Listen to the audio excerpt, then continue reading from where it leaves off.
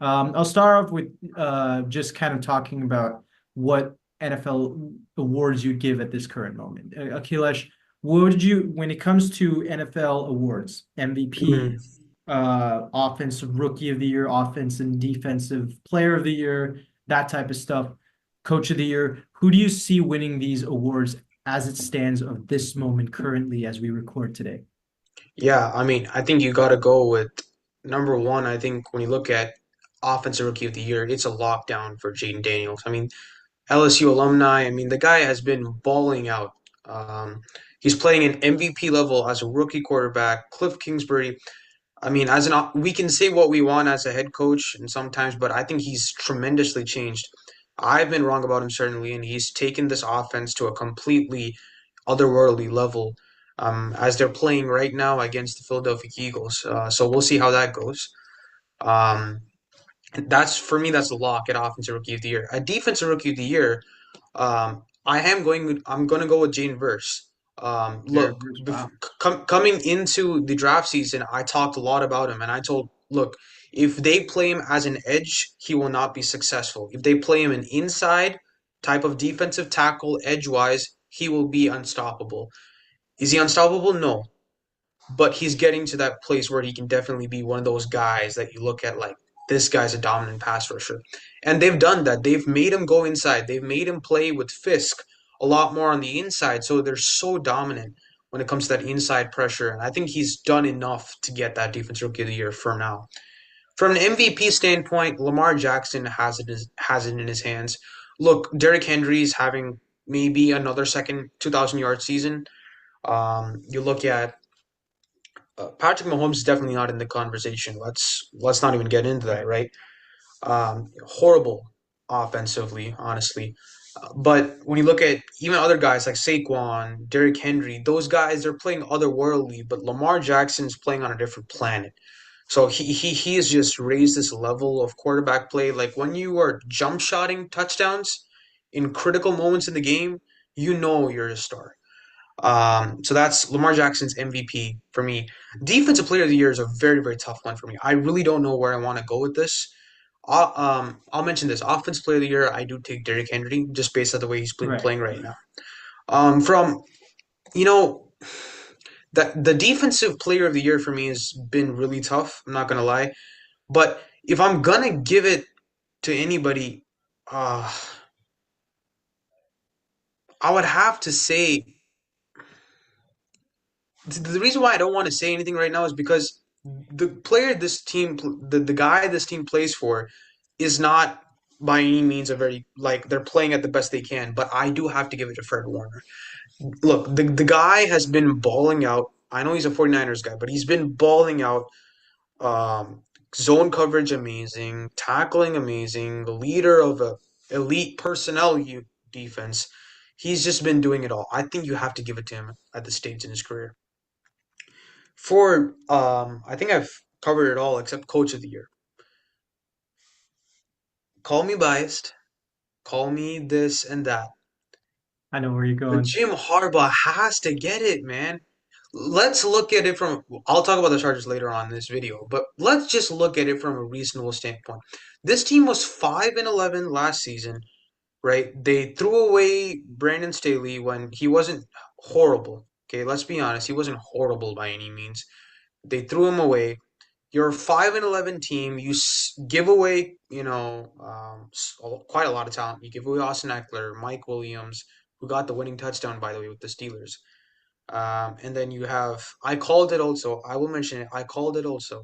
And then you also give away Keenan Allen, right, for a fourth round pick. All of those things in, and right now you're 6-3 with the 3 game win streak with the number one defense on the planet. I mean, this team is the first team since I think the 2019 Patriots to allow less than 20 points a game for 8 consecutive games or 9 consecutive games at this point, which is astonishing. Right. Right? They've just been incredible. Now, this game against the Bengals is going to be that key deciding game for both teams to say who is in that top race. So 100%.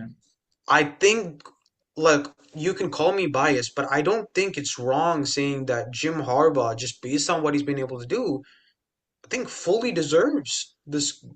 This coach of the year.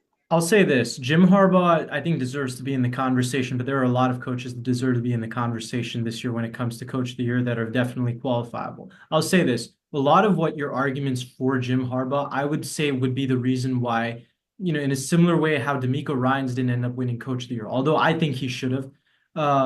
You could also make an argument for Shane Steichen. I think both of them had a better argument than Kevin Stefanski, who ended up winning. Um, Miles better. Yeah. in the same way, I feel the same opinion about Jim Harbaugh and Kevin O'Connell. They've had really good teams, but I feel Yeah. part of why they've been so good, all credit to them, they're great coaches, don't get me wrong, but they've been a little bit better just because of the fact that they have, Brian Flores and Jesse Minter. For what you said, I'm probably going to actually make the argument that Jesse Minter ends up winning Assistant Coach of the Year, which is a new award Yeah. he won No, last year. no, no, no. That's That's not a without a doubt. That's without a doubt. right. Actually, but when it comes to Coach of the Year, this is one of the bigger awards. I think this is a very narrative-based award. And for that reason, I'm going to go with probably a coach and executive who are going to win Coach of the Year, Executive of the Year, in Dan Quinn and Adam Peters for Washington. The Okay. narrative behind that. This has been a Washington team who's been in turmoil, organizational turmoil, for upwards of 20 years. This team is so bad. My dad disowned his fandom as a Washington Commanders fan and decided to become a Baltimore Ravens fan. When the first 5 years he was here in America, they didn't even have a team in Baltimore because the Colts had moved back in '83. All right. This has been a team that finally has hope. Every time that they've won, they Mhm. never necessarily had hope, with the exception of the 2012 season, which we all know how it ends. I desperately hope that doesn't happen to Jaden Daniels. But Jaden Daniels Yeah. has been excellent, and I hope that's the case. I'll be honest, I didn't expect that from Jaden Daniels to this degree, especially not this quickly if I did, anyways, right? But he has Right. exceeded all expectations. I think anybody, even the biggest fan of Jaden Daniels would have had. He's Yeah. exceeded all those expectations. And Akilesh and I had this discussion off camera a couple of weeks ago where we were debating. Akilesh made the argument that maybe this will go down as a top five play of all time. And while I do think that's a little bit too early to say, what I will say is certainly top three, maybe top one play of all time may go down as far as plays in Washington Commanders franchise Yeah. history. No doubt about that. And, the Washington Commanders have turned a table. They've gone from being the doormat of the NFL to being an organization that really has, in a way, has pretty much transcended the league with not just how they coach, their details, their regimen, their nutritional abilities. I don't know if you saw this video. Highly recommended. I think what's his name? Fran Yeah. Michael Smith. He made a video discussing how Washington has this new VR system that helps their players basically practice in-game situations, which I think is brilliant. I think is the future of the NFL, and I think more teams need to start doing that. I think they will. Dan Quinn has improved a lot as a head coach from his time as the Atlanta Falcons Atlanta. head coach. I He think was he he was good deserves there that head too. He coach was of the good year. there too. People forget that. Absolutely. As far as anything you said about all the other awards, I completely agree with you. Same thing with the Defensive Player of the Year. You can make an argument, like I said, the jury's still out on that award. I personally today would give it to Fred Warner if I had a vote. He's having one of the best defensive seasons ever by a linebacker.